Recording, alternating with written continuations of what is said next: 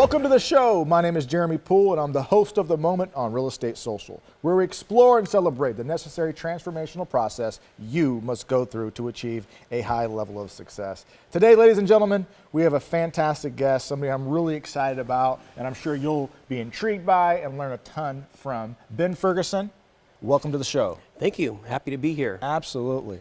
So Ben, as you know, the show is called The Moment. Ask somebody who's in architecture, who builds buildings by design, by career, what would you consider as being your defining moment that has allowed you to become as successful as you are? I think there's always a series of moments in people's lives. So some of the ones that led up to the moment, which I'll get to in a moment. My first moment that shaped me was my freshman year in college, where I failed historically. It was terrible. I was not ready for college. I was not disciplined. And I was invited to leave after my first year.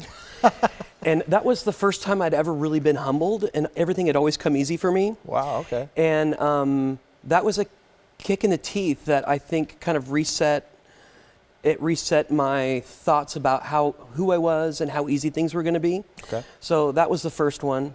I got my act together eventually and went back to school and did well. And when I started working in my career, I was doing really well and things were going smooth, and I seemed to be valued, and I thought, man, I can be here for a long time. Okay. And 3 years into my career, in fact, the convention center was the project, the Tacoma Convention Center was the project I was working at the time. Wow. Great project. I had an important role. It was just about finished completion. And our parent company shut down our entire architecture division. Really? So I was thinking, everything's going great. I'm killing it. I'm doing great in my career. And then somebody who I don't even know just closed the door. And changes your whole life. And just was like, wow, I had a new kid. I was married. I was thinking like, wow, what just happened? Yeah. And so I think what I realized in that moment is nobody's really looking out for you except for you. Yes. My bosses valued me, but I didn't work within the numbers game of whatever the parent company had, and they closed an office with 50 people. Boom, we're all out of a job. Wow. And that was another moment where it's like, wow. And so when was that? That was in 2004. It was 2 weeks before the convention center opened in Tacoma. Wow. So it should have been like the crowning achievement of 2 years of hard work, and instead I was unemployed. So that was the second kind of humbling moment that, wow, just working hard and being a good partner is not enough. It's not enough. So that was also interesting. And then I went to, eventually I ended up at a larger company in town here, and I was doing well, as I'd always done in my career. And I got to a position of leadership, and I got to a position where I finally was able to buy into the company, and I thought, this is what I wanted. Okay. And when I was sitting in the rooms finally with my partners, I realized my vision for what matters to me it's not aligned with my partners. Sure. And I was trying to convince them that there's a different way to be, and it wasn't connected. And I realized, wow, again, you can work hard and you can have good intentions and you can do things the right way, and it just doesn't always work out. Yeah. And there was two clients that I was working for. One was Bernie Garcia, who owns the Moctezuma's restaurants. I know him well. Who you know. And the other was Odette D'Amelio, who owns Celebrity Cake Studio. And they both were entrepreneurs, and they both are doing incredibly well in their lives. Yep. And I was looking at them and seeing that I share the same kind of drive and the same kind of vision that they have, and I'm working for someone and not getting where I want to get. Sure. And they were making it happen. Yeah. And so I started to get kind of discouraged because I realized the path I was on wasn't my path. So my moment is the December of 2014, the week after Christmas, where people take off from work. Yeah. I was at home that week, and my wife said to me, "Is this who you are now?" Oh. And I said, "What do you mean? What do you mean? Is this who I am now?" And she said, "Well, when I married you, you were passionate and excited about your job, and you were like going after it, and now you're just kind of grumpy all the time." Huh. And she said, "So do I need to get used to this new Ben, or are you going to do something different?" Wow. And that was the smack in the face that it took for me to be like, okay, I'm seeing all of these things converge in my life, and this is not who I want to be. I want to be old Ben. Yeah. So That's awesome, though. I mean, it sounds like you're married to an incredible woman. Yeah, she's fantastic. And I think if we're open to it, the people who are around us give us a lot of feedback. Sure. And sometimes it's not easy to hear or to pay attention to. But I think if we do listen to it, you get a lot of direction from people around you. And my wife really did us a favor in that moment. I think it was good for our relationship, and it was definitely good for my career. So that's when I decided to quit my high-paying job and take a big risk and maybe lose it all. But it's worked out. It's worked out pretty good. So when was that you made that shift? Where, you know what, things aren't going how I want them. I'm more than this. I can do greater. I can do bigger things. And then you chose to make the leap of faith. So after Christmas of 2014 is when I made that decision. Okay. And my last day of working for someone else was March 30th. Wow, so quick. So it took me about a month and a half to put a business plan together that made me realize I can support myself. Mm-hmm. If I won a fraction of the work, if I won half the work that I'd won at my old firm, I would have been able to support myself. Wow. And so my wife and I agreed that we could survive on probably half the money that I was making currently, and we decided to trim it back and just go for it. And we turned my basement into an office. And it's a great story. I got all dressed up, and we had a desk down there, and I went to work every morning. Yeah. I'd get up and go downstairs and Yeah. work by myself. And I was busy right from the start. And a month later, I Good for you. poached my number one person from the office I was at, and we've been growing ever since. That's fantastic. So how large is your team now? We have 12 people. 12 people. At the office. Good for you. All professional staff except for one administrator. Excellent. So this is perfect, because this is exactly why I decided to launch the show The Moment. As I was starting to hang out and network and do business with people that were a lot more successful than me, and I realized that who they were on Facebook and on social media was not who they were in person. The person who they were in person was a lot cooler, a lot more impressive, and that person typically went through some very terrible hardship to get to where they're at. And so I thought, how cool would it be? You know, for instance, you've done some incredible things. You have this really successful business, and we'll learn more about. But from the outside, people may think that you've always killed it. And it sounds like you have. But you had to go through a pretty difficult time there. They were all self-inflicted wounds. Sure. I mean, I think anything that didn't go well in my life was caused by me. Okay. I didn't know that at the time, but it's pretty obvious now in retrospect. Yeah. But I think overall, I think life's, once I stopped trying to force things and once I just let it be, And it just got align. really easy. Yeah. And I don't know how to, I try to describe that to people when I see them going through something that's really difficult, and I think, if you don't force it, it's easy. Yeah. And you don't know that. I had a mentor who told me, you know what you know, you know what you don't know, and you don't know what you don't know. Right. And it's the don't know what you don't know is what I'm always seeking in our office. We're always trying to bring in more perspective to, because once you know it, Sure. and you know you don't know it, you can do something about it. You can do something about it. Right. But oftentimes you don't know that you don't know. Right.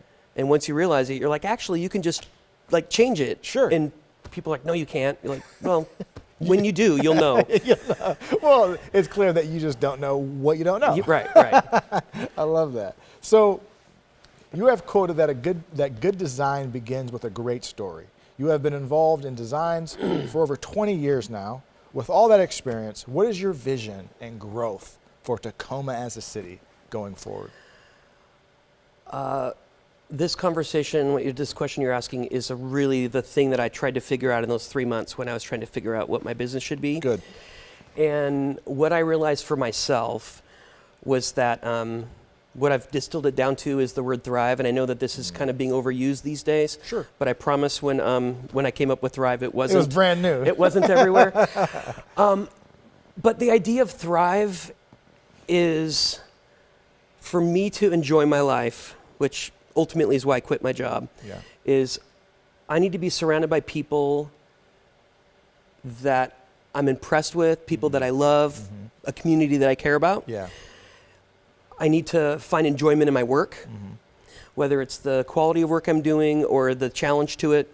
And then I need to be able to have enough time and income to support my passions. Yeah. And those three things together are the foundation of what Ferguson Architecture is for. And when we get there, we call it Thrive. And the challenge that we've determined for ourselves is those things aren't always in balance. Okay. So sometimes one of them pulls a little harder, right? The last 3 years, my work has pulled harder on that circle than people or passion. Sometimes I've been sacrificing those. But our goal is to make it where our office, people in our office can thrive. And I think that that is translated to Tacoma as well. Sure. That if you don't have the people you have, enough time in your life, that you're not doing well at your work, you're not making enough money, the rest of the things don't matter. Right. So I'm trying, and Ferguson Architecture is trying at our level to provide those things to make Tacoma a vital place.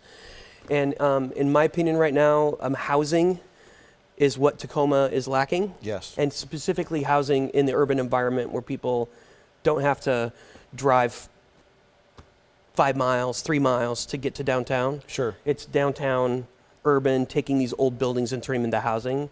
That's what we're really passionate about. I am so excited about that, and I am so sincere when I say I'm really excited to have you specifically here, is because I'm very interested in that. I'm born and raised in Tacoma. I was born in St. Joe's, graduated from Curtis High School. Family's from here. I've always had a great vision for downtown Tacoma, and I think that we need more people like you who have the ability to make those visions come to reality. So what role do you have, or what role do you see yourself playing in the future of downtown Tacoma? Do you have any current projects? Are you talking to investors?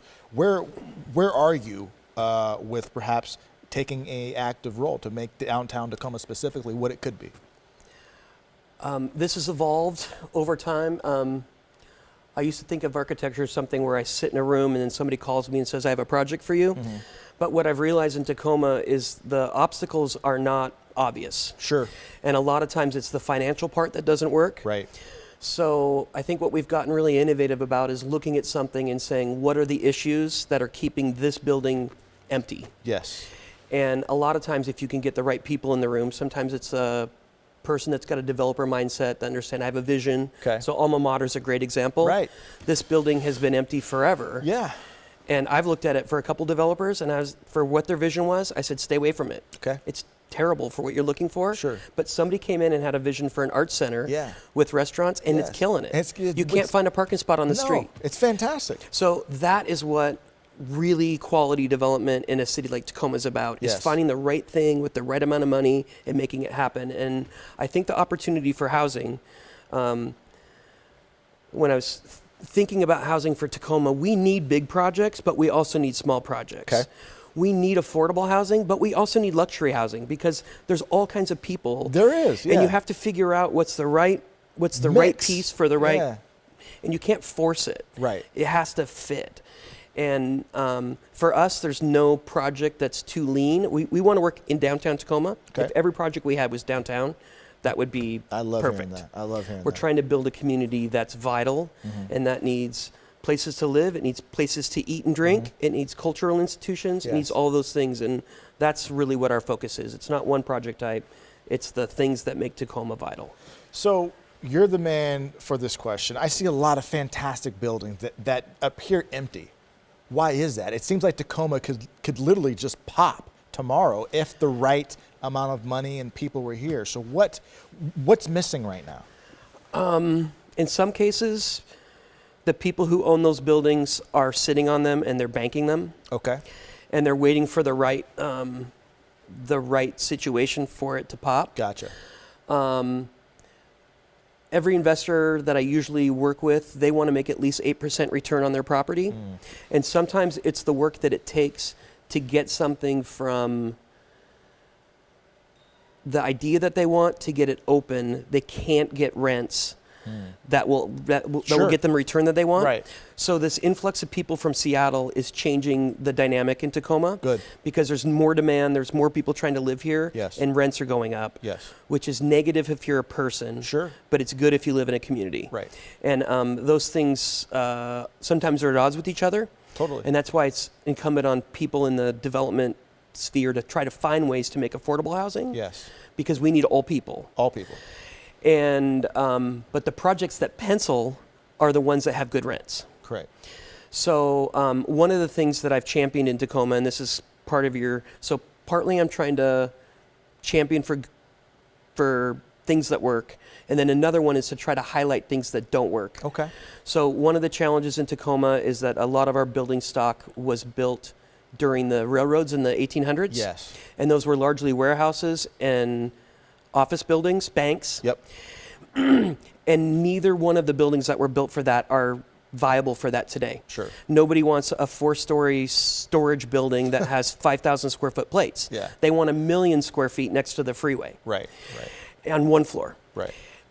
So we have all these old warehouses. We have old commercial buildings where they're not efficient as a commercial office building, but they'd be great housing. Sure. But the cost to bring them to be a current housing is so high that it doesn't pencil. Gotcha. So you're just on the verge now where that's starting to become pencil. Okay.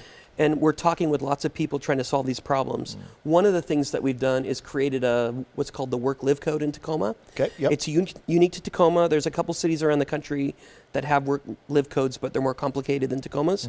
I was the champion that took an idea that some local people were complaining about, why can't I have people live in my building? Right. And it's because it was a commercial building. Sure.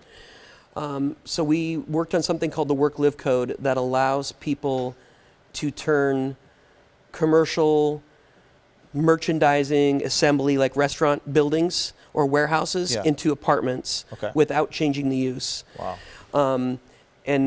We worked with Tacoma to do it. They went to the state and got approval, and now it's codified. It's part of the UBC, which is the code. Excellent. It's allowed, and it hasn't really taken off yet. I've got one working right now, but we're talking with some people, and there's lots of buildings that this could apply to. That's so it's things like that. fantastic. It's get rid of obstacles that We make should do it a not whole viable. segment on that.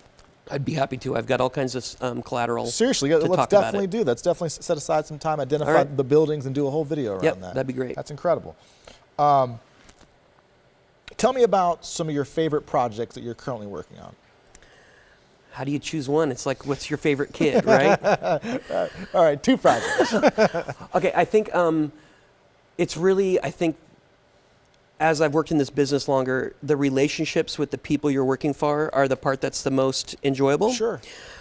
Some of the things we're working on right now that I think contribute towards the Tacoma we're talking about is there's a large apartment building that will start construction in February, 247 units. Wow. It'll be on St. Helens between 4th and 6th. It's called 415 St. Helens. Okay. That's going to be great because we need more housing downtown, Yes. and that's 247 families, hopefully, Incredible. or people that are going to be living When should that closer. be done? It'll take 23 months. Okay. So late 2021, I think, Sweet. is when it'll be finished. And then we're working on a restaurant called Viva for Life they're moving. It's a vegan restaurant in Proctor, and they're moving to where La Fondita used to be. That's in work right now. We're doing a tap room and brewery for E9, which is expanding. Love it. Because they've been doing really well. Yep. We're doing a roof garden for the Seven Seas Brewery. That's gonna be cool. Which is going to be crazy Yeah, I good. love those guys. Actually, what's the... Mike Runyon Yeah, is Mike. he is co-owners. Yep. So he's our client. And we're just getting lots of opportunities to do these kinds of projects. Right now we're working on something with Cheney Stadium, the Really? Rainiers. Okay. We're converting their offices into an indoor club area. Sweet. So there's all kinds of amazing things happening in Tacoma. That's and it's fantastic. really fun to see it because for years it's been kind kinda, of a desert. Yeah, it's been kind of a desert, and there's so much opportunity. So this is great. You talk a lot about the importance of finding balance and joy in all aspects of life. As somebody who's following your passions, successful, what kind of advice could you give to someone like myself, or someone who's perhaps is watching this, who's really ambitious, who wants to accomplish great things, but it's kind of lopsided, right? Yep. I think we all struggle with this. Right now, I wouldn't say that my life is as balanced as it could be. Sure. Because I'm trying to grow a business, and that takes a lot of my time. But I think being true to yourself is the thing that I'm trying. I'm trying really clearly to be authentic and to hire authentic people and to surround myself with authentic people. who, if I get outside of who I think I am or who I should be, that they'll raise their hand like my wife and say, really? Yeah. I think that's useful. Yeah. But everyone has something, I think, everyone has something that they say, this is what I really care about. For me, it's Thrive. Love it. For Pete Carroll, who is somebody who, his book was a thing that really affected me, for his it was competition. Okay. And I think if we can figure out what's the thing that makes you tick, Tacoma's a place that's fertile ground that allows people to make something happen. Yes. And there's a low barrier of entry in Tacoma. Sure. I probably wouldn't have started a company and quit my job if I lived in Seattle. Right. It would have been too scary. Yeah. And in Tacoma, it was scary, but it was doable. It was doable. It penciled for a Yeah. guy like you. Yeah. You know, going I could through the find cheap numbers. rent. Yeah. I could find a place where we could be, and people in this community are really gracious. And I think if you are doing something to try to make Tacoma better or try to achieve here, Yes. there's cheerleaders everywhere. And that's what we're all about. That's what we're all about. Yeah. Well, Ben, thank you so much for being on the show, my man. My pleasure. Absolutely. Thank you. And thank you for watching. Tune in every single week. We'll see you again soon.